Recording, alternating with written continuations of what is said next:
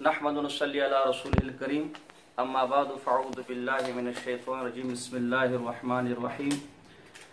ایک ویڈیو ساتھی لے کر آئے جو عرفان شاہ مشہدی کی ہے، اس میں مولانا ترق جمیل صاحب ما انا بقارئ کا ترجمہ کرتے کہ میں پڑھا ہوا نہیں ہوں۔ اب اس پر ان کو ذرا تکلیف ہوئی کہ یہ تو وہابیوں کا عقیدہ ہے، گستاخانہ عقیدہ ہے۔ اس میں پہلی گزارش تو یہ ہے کہ اگر یہ گستاخی ہے تو یہ چیف جسٹس صاحب کی موجودگی میں، وزیر اعظم صاحب کی موجودگی میں بات کی گئی، لہذا فتویٰ صرف مولانا ترق جمیل صاحب پر نہیں لگنا چاہیے۔ انصاف کا تقاضا یہ ہے کہ وہ جو ساری حکومتی مشینری بیٹھی تھی ان پر بھی تو فتویٰ لگاؤ نا۔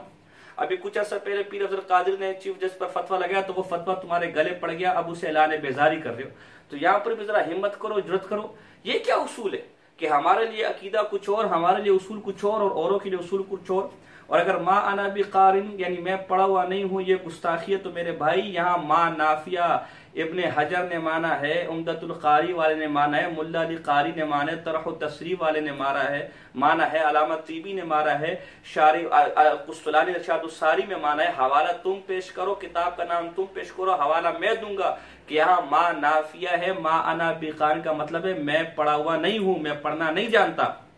یہ کہتا ہے میں پڑھتا نہیں، اور جھلیا یہ خانہ ساد معنی تو نے کہاں سے نکالا؟ پھر کہتے ہیں علامہ عینی نے لکھا ہے کہ ما استفہامیہ ہے، بالکل لکھا ہے کہ ما ایو شیء کے معنی میں، لیکن اس کو ضعیف بھی تو لکھا ہے، اور علامہ عینی نے یہ بھی تو لکھا ہے کہ ما نافیہ ہے۔ یہ ما نافیہ تجھے نظر نہیں آتا؟ علامہ نووی نے لکھا ہے کہ یہاں ما نافیہ ہے، یعنی میں پڑھا ہوا نہیں ہوں، میں پڑھنا نہیں جانتا، اس کو ما، اور یہی ثواب ہے، اور ما استفہامیہ یہاں معنی ضعیف قول ہے۔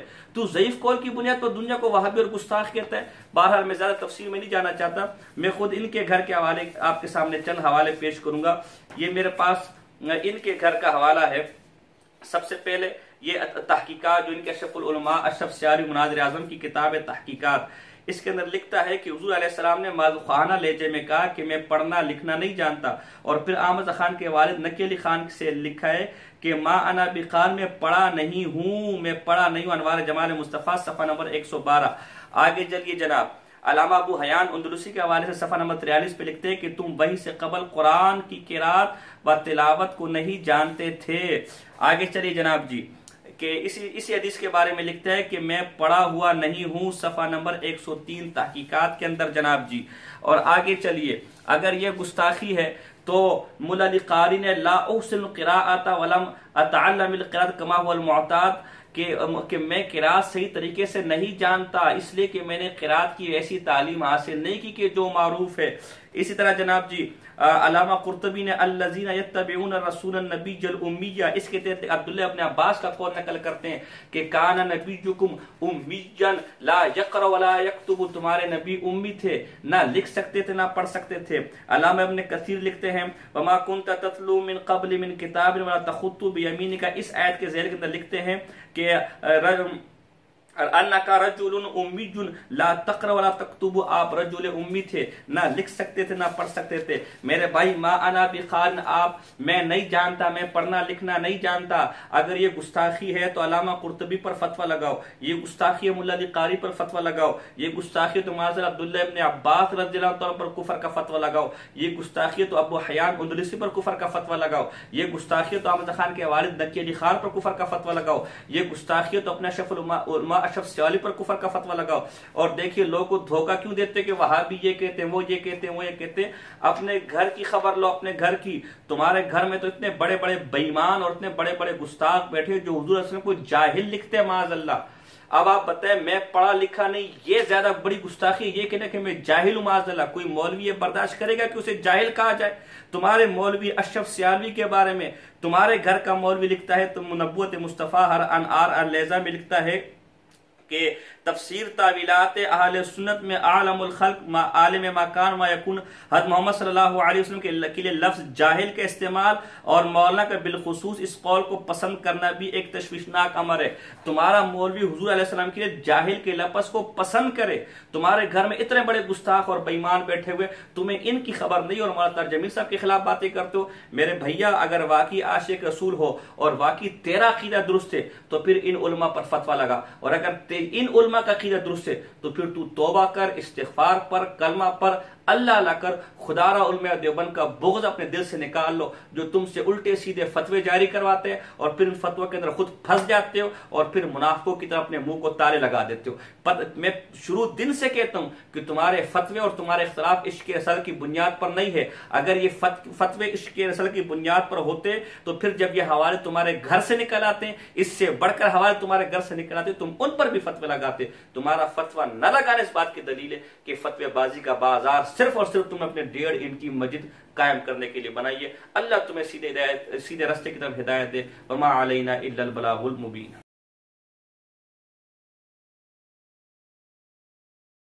پہلی وحی میرے رب کی میرے نبی پر اتری اور سمت کو پیغام دے گے، اقرا بسم ربک الذی خلق خلق الانسان من علق اقرا ورب الذی علم بالقلم علم الانسان ما لم يعلم۔ اور اس سے پیچھے حدیث کو کٹیں تو 5 دفعہ اقرا آیا ہے۔ اقرا، جبریل ایسے شیڑ لے کر پڑھیے یا رسول اللہ، اقرا ما انا بقارن، مجھے پڑھنا نہیں آتا۔ جبریل ایسے شیڑ لے کر پڑھیے یا رسول اللہ، اقرا ما انا بقارن، مجھے پڑھنا نہیں آتا۔ جبریل ایسے شیڑ لے کر پڑھیے یا رسول اللہ، اقرا ما انا بقارن، مجھے پڑھنا نہیں آتا۔ فضمنی حتی بلغ من الجحد، کہ مجھے زور سے دبایا اتنا کہ میری پسلیاں درد کرنے لگی۔ اقرا 2 دفعہ، ما انا بقارن، مجھے آتا نہیں۔ فضمنی حتی بلغ من الجحد، پھر زور سے پھینچا یہاں تک کہ مجھے پسلیاں درد کرنے لگی۔ یا رسول اللہ اقرا، پہلی دفعہ بھی ہو سکتا تھا۔ 3 دفعہ اقرا جبریل کی زبان سے، 2 دفعہ اقرا میرے رب کی زبان سے۔ میرے دیس کا مسئلہ پلاننگ سے پہلے علم ہے، علم ہے، علم ہے، علم ہے۔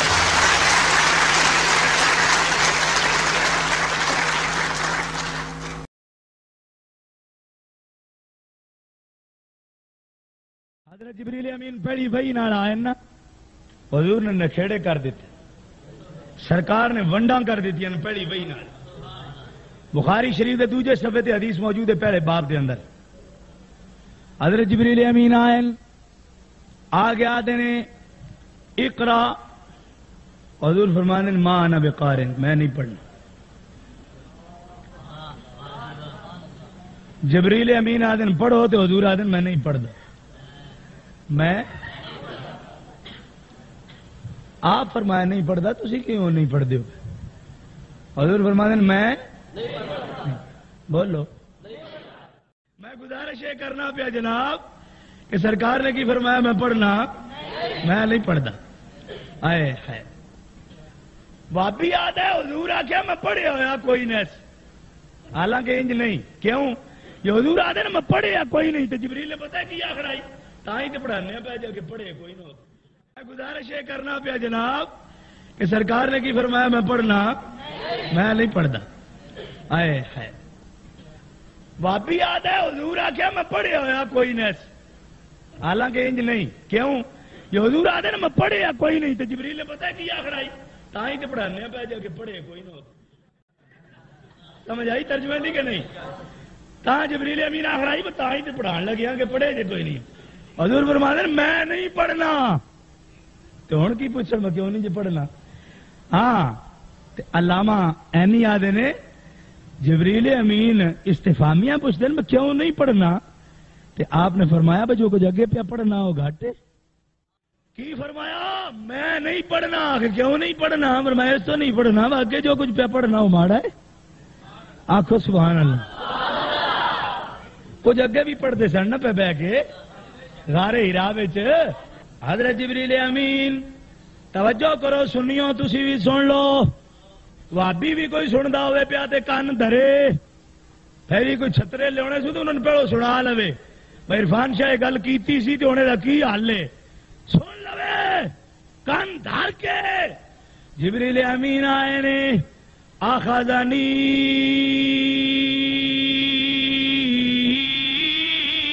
فغتنی، حضور فرمانے جبریل نے مینوں دو ہاتھاں نال انج پھد لیا، انج کگی پا کے انج کنڈ دے پیچھے انج فغطنی پورے ٹلے نال جبریل نے حضور نو گھٹیا دبایا. بس توجہ کرن کملی والے توجہ کرن. جبریل توجہ دلان واسطے پورا ٹل لاندے نے غطنی